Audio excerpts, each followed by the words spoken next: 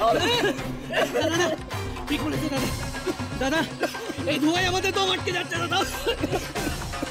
এই লেলিয়ান শিকার আমাদের পুরো গ্রাস করে ফেলবে দাদা। চল আগে বলকে এখান থেকে উদ্ধার করে। চলো চলো।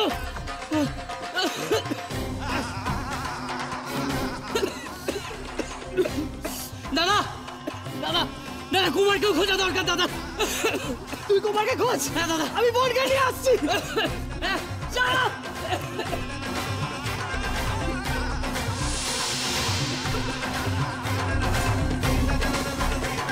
কুমার কুমার কুমার কুমার কুমার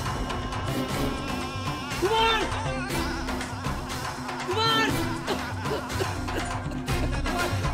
কুমার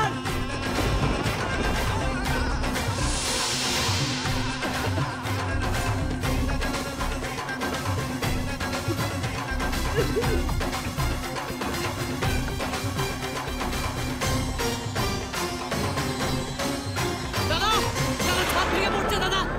দাদা এরা বেশি করে টাকা যাবে না। চল।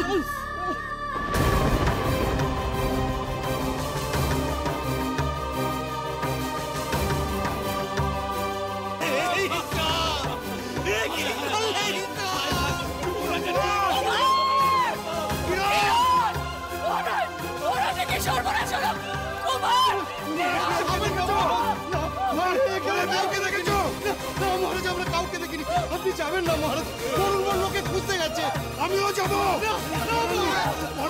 আমার কুমার আর কিরণের জীবন আজকে বিপন্ন। আমি নিরাপদ দূরত্বে দাঁড়িয়ে এই তামাশা দেখতে পারি না। আমি ভেতরে যাবো মহারানী। আমি মহারানী কুমার মহারানী, আমি কুমার আর কিরণকে ফিরিয়ে নিয়ে আসবো। কুমার কিরণ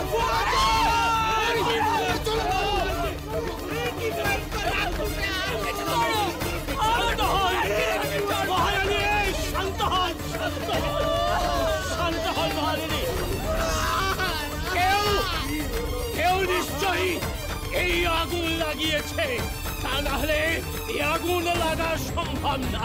কে লাগিয়েছে মাসি? কে? কুমার আর কিরণ কি আবার কোনো চক্রান্তের শিকার হলো? বলুন মাসি বলুন। কেউ কেউ নিশ্চয়ই চাইছিল।